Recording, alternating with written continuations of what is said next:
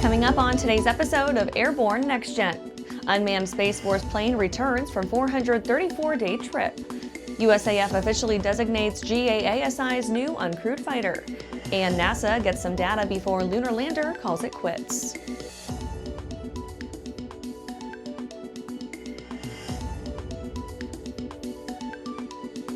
And I'm your host, Holland Lee. Welcome to the Aero-News Network's Airborne-NextGen program, a weekly news program covering the next generation of flight, from electric power to vertical lift, uncrewed vehicles, and everything in between. Let's get into today's stories. Unmanned Space Force plane returns from 434-day trip.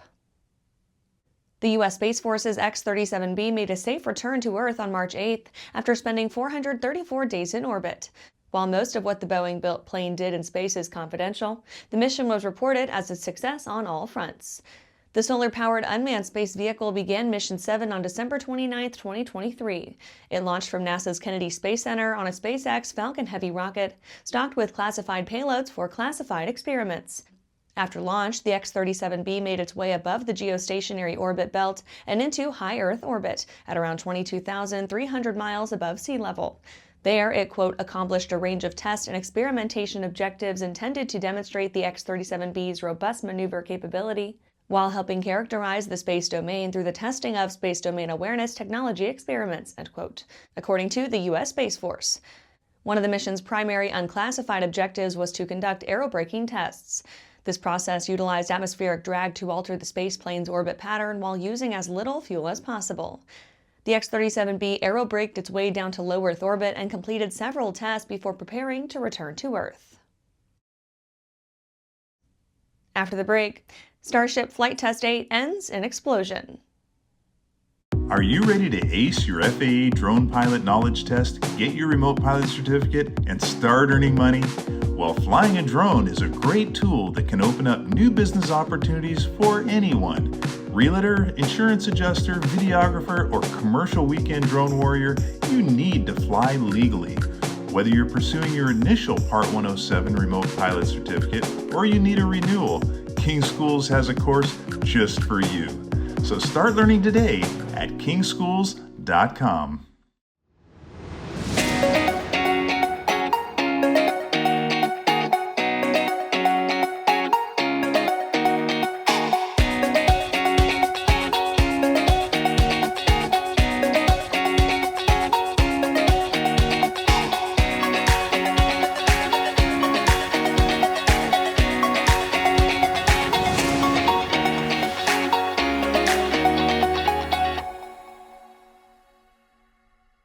Welcome back. Now for some shorter stories in our Next Gen Minute. Starship Flight Test 8 ends in explosion. The 8th flight test of SpaceX's Starship went much like the previous one, with the Super Heavy booster returning to be caught by the launch and catch tower at Starbase in Boca Chica, Texas, but with the second stage experiencing a malfunction that caused it to explode 9 minutes and 30 seconds into the flight. The second stage of the vehicle, simply referred to as Ship, followed its planned trajectory from stage separation until the anomaly, so all debris from the, quote, rapidly unscheduled disassembly, end quote, fell within the corridor of the pre-planned debris response area. Fly Alliance becomes official Starlink authorized dealer. Fly Alliance, provider of fractional ownership, aircraft management, jet card, charter, and maintenance, announced it has been chosen as one of the few official Starlink authorized dealers. The company has begun taking pre-orders for Starlink installation this summer, to be completed at its MRO facilities in Teterboro, New Jersey, Miami, Florida, and Stuart, Florida. Fly Alliance offers full-service Part 145 MRO services with facilities in the aforementioned 3 cities, as well as Orlando, Florida, that are supported by mobile teams that cover the entire country. EDA chooses Schiebel CAMCOPTER S-100 UAS. The European Defense Agency established the Autonomous Systems for Cross-Domain Logistics Air and Land program under the Hub for European Defense Innovation Initiative and has selected Schiebel's CAMCOPTER S-100 UAS as the heavy-lift component VTOL UAS vehicle. The large-scale initiative is set to hold a collaborative testing exercise in June and July of this year. The Italian Army will host the exercise that will focus on collaborative experimentation of UAS and UGS, or unmanned ground systems. Ukrainian fighter jets intercept Russian cruise missiles. On March 7th, Ukrainian military forces deployed Mirage 2005F fighter jets in combat that successfully intercepted cruise missiles fired by Russia in a large-scale overnight attack, confirmed by President Volodymyr Zelensky. This is the first official report that the fighters provided by France were used by Ukraine, and comes just a few weeks after the arrival of the first Mirage 2005F aircraft in country.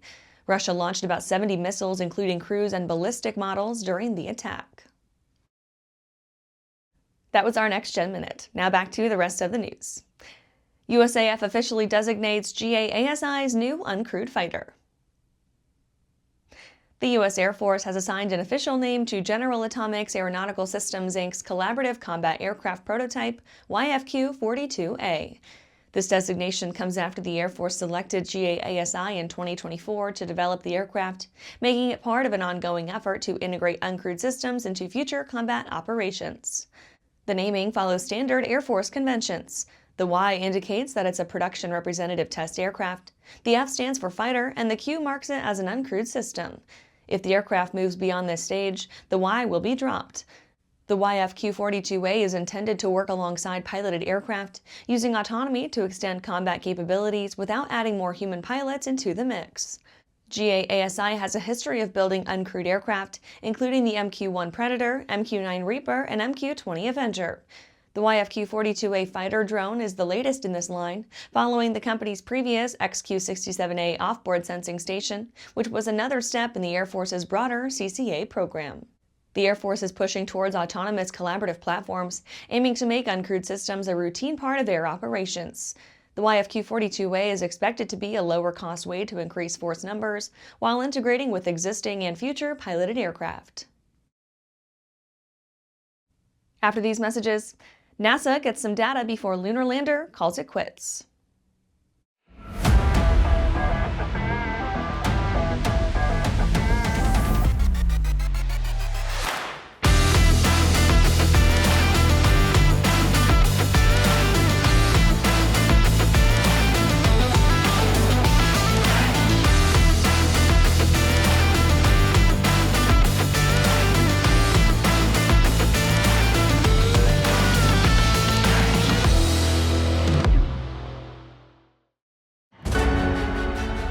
For over 30 years, the massive Sport Plane Resource Guide has provided expert, credible information, evaluations, and critical analysis of all that the sport aviation world has to offer.